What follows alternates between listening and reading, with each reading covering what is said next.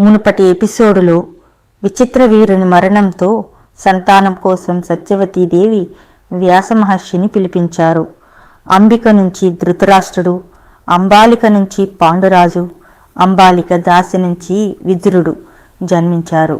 ఈ ముగ్గురు మహాభారతంలో కీలక పాత్రలు పోషిస్తారు. ధృతరాష్ట్రుడు అద్భుతంగా రాజపాలన చేస్తున్నాడు.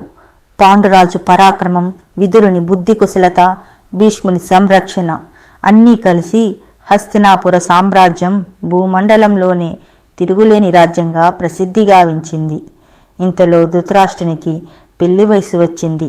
భీష్ముడు ధృతరాష్ట్రునికి వివాహం చెయ్యాలని నిర్ణయించుకున్నాడు.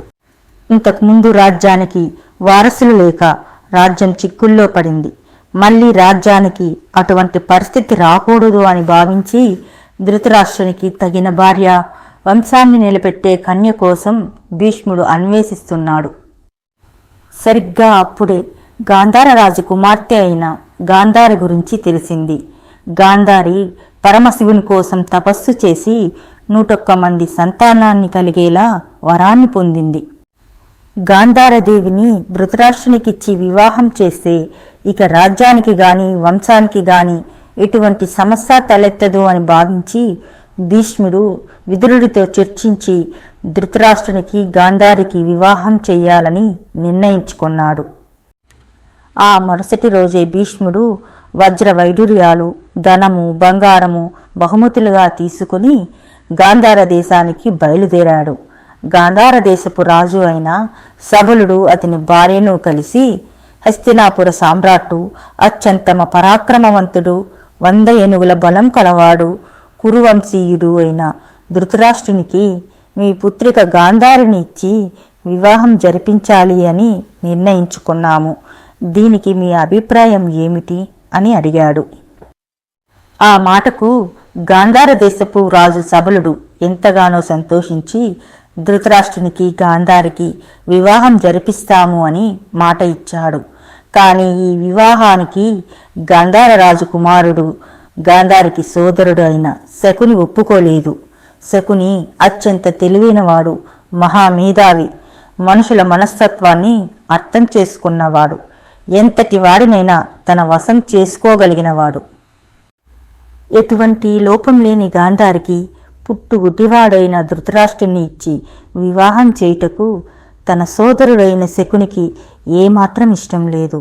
కానీ సబలుడు భీష్ముడితో ధృతరాష్ట్రుడికి గాంధారికి వివాహం జరిపిస్తాను అని మాట ఇవ్వగానే గాంధారి మనసులో ధృతరాష్ట్రుని భర్తగా ఊహించుకుంది.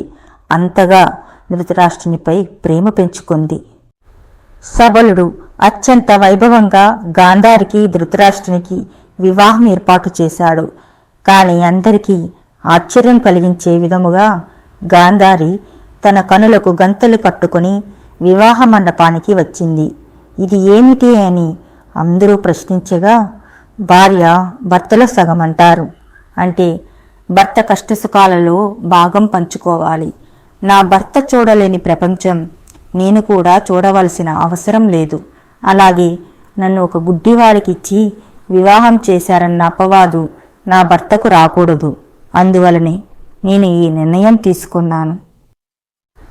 ధృతరాష్ట్రుడి తమ్ముడు అయిన పాండురాజు బలపరాక్రమవంతుడు, సకల వేదాలను అభ్యసించినవాడు, యుద్ధ విద్యలలో ఆరితేరినవాడు. పాండురాజుకు కూడా వివాహం చెయ్యాలి అని సంకల్పించాడు భీష్ముడు. అప్పుడే కుంతీభోజనుడు కుంతీదేవి రాకుమార్తెకు స్వయంవరం ఏర్పాటు చేస్తున్నాడన్న వార్త హస్తినాపురానికి అందింది. అయితే సూర్యుడు అనే యాదవరాజు ఉండేవాడు. ఆయన కూతురి పేరు ప్రద. సూర్యుడు తన కూతురు ప్రదను తన మేనత్త కొడుకు అయిన కుంతీభోజనుడికి సంతానం లేని కారణంగా పెంచుకోవటానికి ఇచ్చాడు. ప్రద కుంతీభోజనుడి ఇంటిలోనే పెరిగింది. అందుకే ప్రదకు కుంతి అనే పేరు వచ్చింది. అయితే ఒకసారి దుర్వాస మహాముని కుంతీభోజనుడి భవనానికి వచ్చాడు. దుర్వాస మహాముని ముక్కోపి, చిన్న చిన్న విషయాలకే కోప్పడి శపిస్తూ ఉంటాడు. దుర్వాసముని అంటే దేవతలకు సైతం భయం. కానీ కుంతీదేవి దుర్వాస మునిని చూసి భయపడకుండా భక్తిగా సేవించింది. దానితో ఎంతగానో సంతోషించిన దుర్వాసనుడు కుంతీదేవి వైపు చూస్తూ, కుమారి, నీకు నేనొక మంత్రోపదేశం చేస్తాను. దానితో నీవు ఆ మంత్రం జపించి నువ్వు ఏ దేవుణ్ణి పిలిచినా ఆ దేవుడు వెంటనే ప్రత్యక్షమై నీవు కోరిన బిడ్డను నీకు ప్రసాదిస్తాడు అని ఆశీర్వదించి మంత్రోపదేశం చేసి వెళ్ళిపోయాడు. ఒకసారి కుంతీదేవి ఒంటరిగా గంగానది తీరానికి స్నానం చేయటానికి వెళ్ళింది. స్నానం చేస్తూ ఒడ్డుకు వచ్చిన కుంతీదేవికి దుర్వాసముని ఇచ్చిన మంత్రం ఎలా పనిచేస్తుందో అని ఆలోచిస్తున్న కుంతీదేవికి చీకట్లను చీలుస్తూ ప్రపంచానికి వెలుగును పంచడానికి అప్పుడే ఉదయిస్తున్న సూర్యభగవానుడు కనిపించాడు. ఎర్రటి రంగులతో అపారమైన తేజస్సుతో వెలిగిపోతున్న సూర్యుని చూసి, నేను గనక మంత్రాన్ని జపించి సూర్యుని పిలిచి బిడ్డను ప్రసాదించమని అడిగితే నాకు కూడా సూర్యుడి వంటి తేజోవంతమైన అందమైన కుమారుడు జన్మిస్తాడా అని అనుకుంది. బాల్య చాపల్యంతో కనులు మూసుకొని మంత్రాన్ని జపించి, ఓ సూర్యదేవ, నాకు నీ వంటి తేజోవంతమైన కుమారుణ్ణి ప్రసాదించు అని కోరింది. ఇంతలో కనులు మూసుకొని ఉన్న కుంతీదేవికి తన ముందు ఏదో అత్యంత కాంతివంతంగా మెరుస్తున్నట్లు అనిపించింది. వెంటనే కుంతీదేవి తన కనులు తెరిచి చూడగా తన ముందు అపారమైన తేజస్సుతో వెలిగిపోతున్న సూర్యుడు కనిపించాడు. సూర్యుని చూసి కుంతీదేవి భయంతో వణికిపోయింది. అప్పుడు సూర్యుడు తన తేజస్సును తగ్గించుకొని కుంతీదేవి వైపు చూస్తూ, భయపడకు బాల, నువ్వు అడిగిన వరాన్ని ప్రసాదించడానికే వచ్చాను అని అన్నాడు.